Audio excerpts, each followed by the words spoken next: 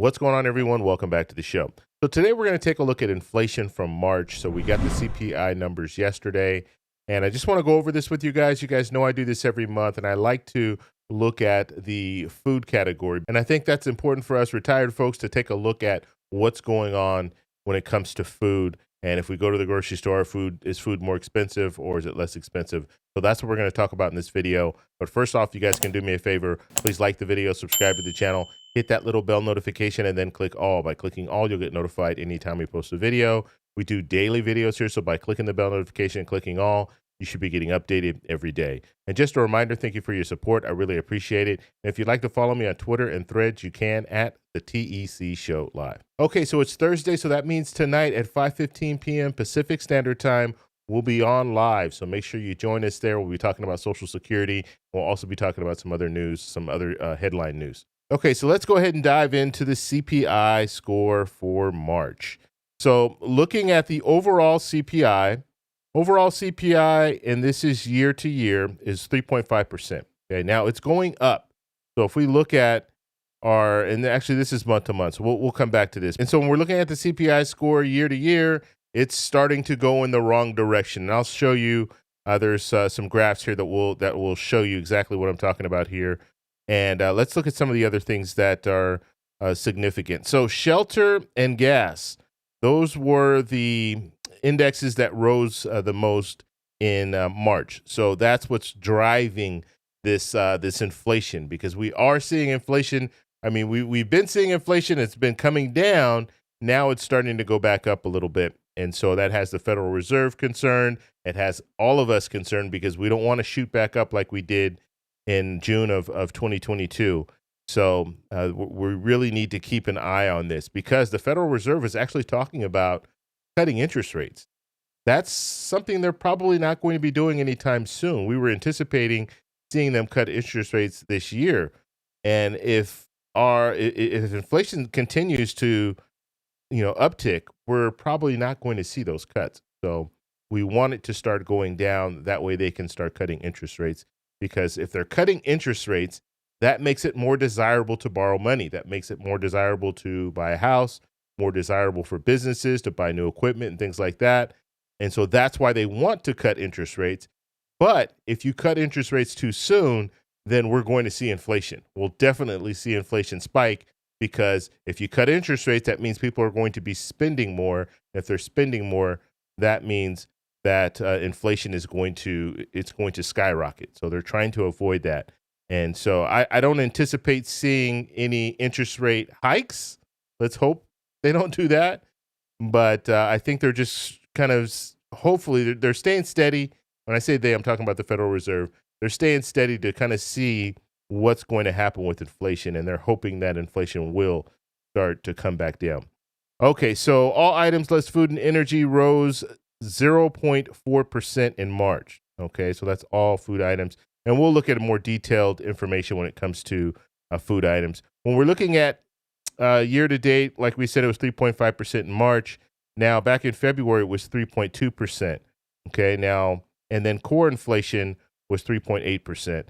And they give us this illustration here that shows us exactly what they're talking about here. So from February, and this is month to month, okay, this is month over month.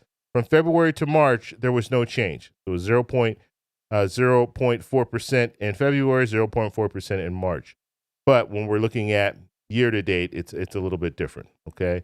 And you can just see here where we came from. So in October, over month to month, actually, let's go back to September. So September was 0.4%. Then we saw a drop here. We saw it 0.1% in October.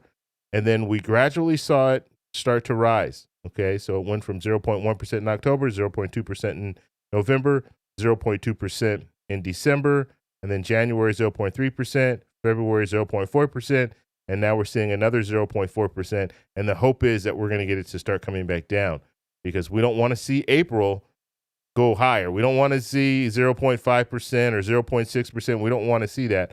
We want to see it actually drop. And then overall here, this graph here, this is year to date. They're saying 3.5%. Now, core inflation, this is what the economists look at. Okay, this is what the Federal Reserve is really looking at. And you see it's still going down a little bit. Okay, 3.8% is what we saw in March. And so Federal Reserve is really watching this. Now, when we're talking about core inflation, we're talking about less food and energy. So they're not using food and they're not using energy for their calculations when it comes to core inflation. All right, looking at some of the food items. Actually, let me go down a little bit. I want to show you the itemized food categories. And so that gives us a little better indicator here when it comes to food. So all items, we talked about this, 3.5%. When it comes to food, just food, for March year to date, 2.1%. Okay, so last year, this time, the food cost was 2.2% less than what it is right now. Okay, food at home, year to date, that's 1.2%. And then cereal, bakery products is 0.2%. Meat, poultry, fish, eggs, 1.3%. These are all increases. And then dairy related products, that's a decrease, okay, minus 1.9%. So that's good in that category. Prices are going down.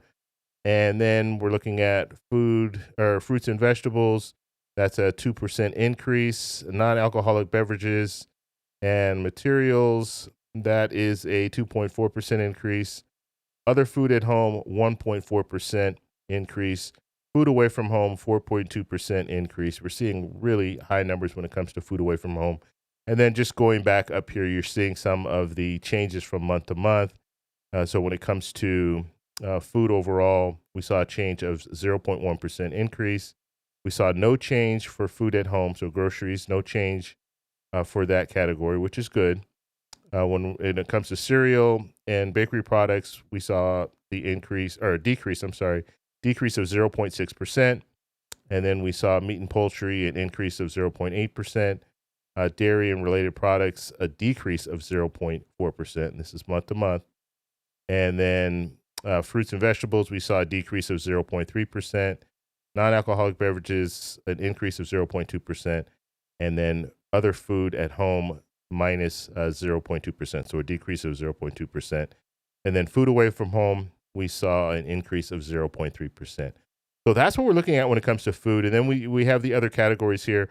I like to generally look at food because this is something that is a necessity. And we go to the grocery store. I know I go to the grocery store at least twice a week. Well, I won't say twice a week, at least once a week, depending on how I'm shopping. Sometimes I'll go on a Costco run. So I might go on a Costco run earlier in the week, and then later in the week, I'll go to a regular grocery store.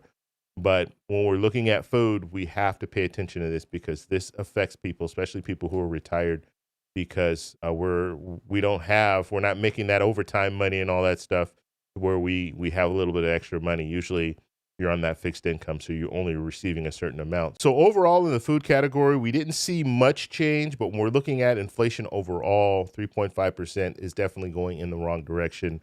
And so hopefully we'll start to see it downtick a little bit. I know there's going to be some other categories that will start to rise, like travel and things like that, because we're getting close to the summer. Once we hit summer, you're going to see those prices rise when it comes to airfare and things like that. But let's just hope that food continues to go, or I won't say continues to go down, but let's hope food goes down and we see all those categories have a minus in front of them when it comes to month. And then when it comes to some of those other categories, like I stated, gasoline is probably going to continue to go up because of the summer. We'll definitely see it go up because of travel and people are out and about more. So that's anticipated.